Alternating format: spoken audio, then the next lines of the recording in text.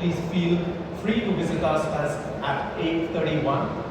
Cloud Beauty brings in the ability to source materials, manufacturing processes from across the world, not limited by geographical boundaries. Whereas Neural Beach, we are an innovation lab. We work as innovation service providers with suppliers and brands alike. What cloud brings in the ability to go global, local, global, whatever you choose to call it. It has a fantastic network that allows you access to new emerging raw materials, sustainable new finishes, new processes.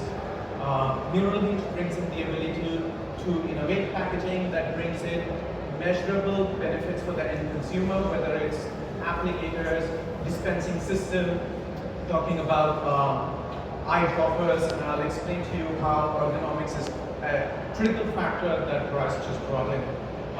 Here gives you the methodology of what Cloud Beauty does, ability to look at certification, regulation, getting in synergies from across industries, working from raw material up to sustainability in both in material and in production, understanding production, reducing carbon footprint, all the way down to the branding and the brand look, etc. A few examples of what Cloud Beauty brings in is a new technology of surface decoration, which replaces the ability to emboss glass in the mold. Rather than that, to enable short quantity, short volumes, is a 3D printing technique that looks like embossing. You can apply it on glass, you can apply it on plastic. You can do quick turnarounds, you can do seasonal launches, the ability to be flexible, to be fast, and to be customizable at a drop of a hat. The second amazing material, I hate the name, but I love it because it's also ugly in the sense, but it brings in real value. It's called sludge. So it actually uses reservoir and mud, sourced sustainably, mixed with a certain quantity of polymer. So it reduces plastics in components by up to 70%. At the same time, unlike other materials which are sustainable, it is not light. It's got heft, it's got weight, it's got an ability to feel luxurious, it's got an ability to lend itself to post-manufacturing processes. If one wants metallizing, if one does not want, one can go with it as the natural end result. So this is one of the emerging materials that we are looking at building on, whether in terms of cap closures or as new applicator surfaces. It's got a very nice feel, like almost like a ceramic. I encourage you to go take a look at it. Now talking about what Neural Beach does is that we have a methodology to work with speed. We can bring in ideas from across industries because in addition to beauty skincare, we work with medical technology, we work with research, we work with premium spirits, bringing in processes and materials and knowledge from those industries enables us to move with speed and come up with solutions which change the game. We understand that applicators is a significant area of improvement for brands and to differentiate themselves. Few examples that I present here, I will explain to you how the methodology helps us create this. This particular pack is an applicator that mimics the fingertip. So it goes by the makeup artist's gestures of tapping the product under the eye, whereas the same applicator does it in the same manner. Ability to mix flocking and metal together to give a sense of cold, calm, and make sure that the active ingredients go down into the skin. This is kind of enabled by an in-house developed AI agent. It works as a co-inventor alongside us. How it works is the ideas that we brainstorm, we put those ideas into the agent. The agent has access to the USPTO patent database, the European patent database, the Chinese patent database. It trolls the entire database, real time, comes back to us with a kind of a heat map which says which are the areas which are highly contested, which are the white spaces one can operate in. And if someone from my design team who has got no background in legal or patent research uses the system, throws in the idea, the system can bounce back with alternate ideas where the designer or the engineer can say yes, more like this, less like this, and the interface shows what exists on the patent database as a very visual language. So somebody not conversant with technical details is able to work on this system with speed. And the entire knowledge that is encased in public domain, whether it's patents or other research topics, they form the backbone of this system. So this is fast. It is so good that while we were discussing this and showcasing it with one of the companies in Australia which does study genomics for cancer research, they said it would be brilliant if we could do something like this. So we offered our agent to them to sit on their proprietary database. It worked fantastically. It helped cancer research move forward with as much speed as we are working with developing new innovation in packaging. We co-authored a paper with them which was presented in Chicago 2 weeks ago with the AACR, which is the American Association of Cancer Research. Huge interest from academia. So what, as a means of giving back to society and humanity, we did not commercialize it. We released our AI model to them for free to use.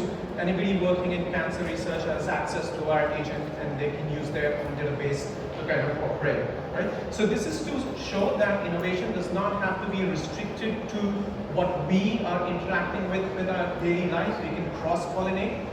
What I explained to you on genomics, underlying ability to innovate and conceptualize remains the same with packaging. Suppose if you're developing an applicator or a wiping system, you throw in that idea, it trolls through everything that's been done in the world over the last, 50 years, comes back to you.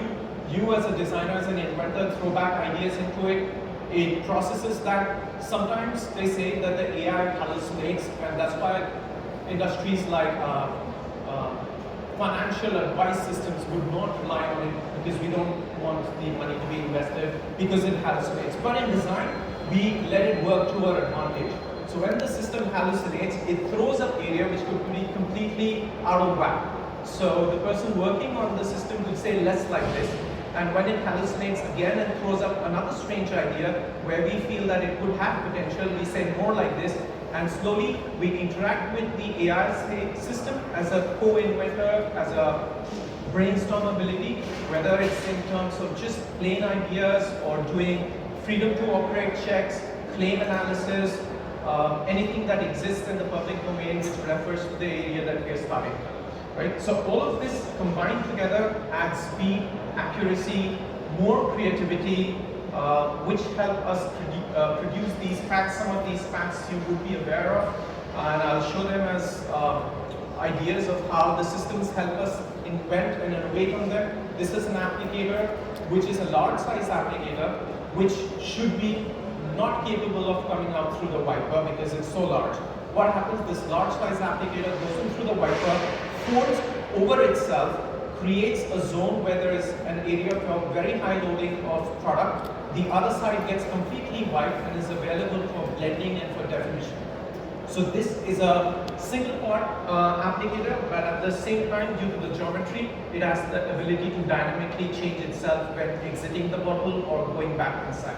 Initially, we designed it as a lip applicator. Later, the same applicator moves across different brands, addressing different needs, whether it's concealer, lip tint, cheek gel, and so on. Borrowing technology from shoes, where the footwear flexes at certain zones which are required, we found that very soft applicator does not help the user with precise control. It feels very well, but the lines are not rigid or clean enough for that. The applicator needed to flex from the base and not from the tip. So we used a not so rigid elastomer, but we made flexible zones at the base, which helps it flex right at the point, gives it enough feedback to apply the product without losing control, feels luxurious. We also created the world's first morphing mascara applicator, which from the twist of the handle goes from a straight brush to a curved brush. Right? So in fact, this was inspired by biomimicry, where we see the tails of mammals being able to twitch. So there is a particular tendon inside that tail. We mimic that with using a nylon wire inside the applicator, which when turned, twists the brush and puts it back again. So these are the areas where learnings from both nature and science come together. Another example of biomimicry, you would have seen the plants, carnivorous, insectivorous plants, where when the insect sits on it, it curves and closes and traps the insect. also known as Venus flytrap.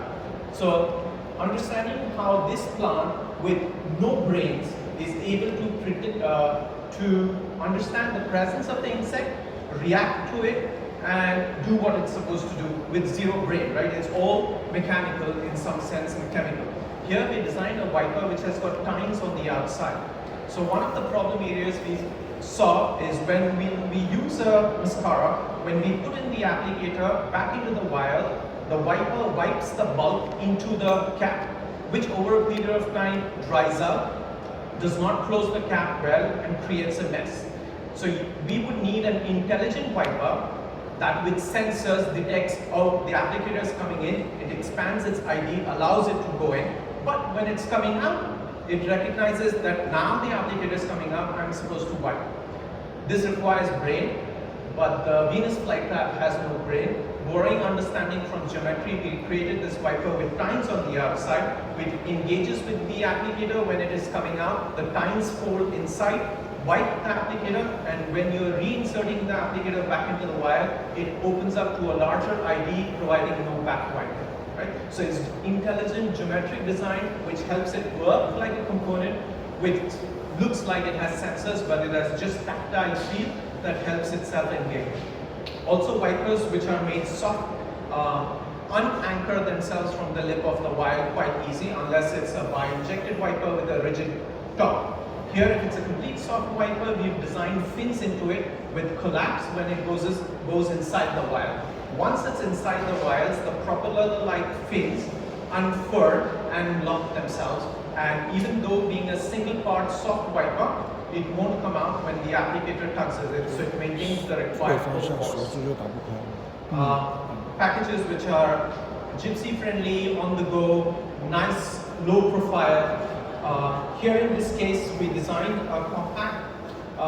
One of the areas again that we saw that when someone suffers from acne, we apply the makeup, the bacteria from our face goes onto the applicator, stays there, and in the evening, when I'm doing my skin care, I apply anti-acne, great, but next morning when I apply the applicator back onto my face, I'm transferring the same bacteria from the applicator back into my face. Right?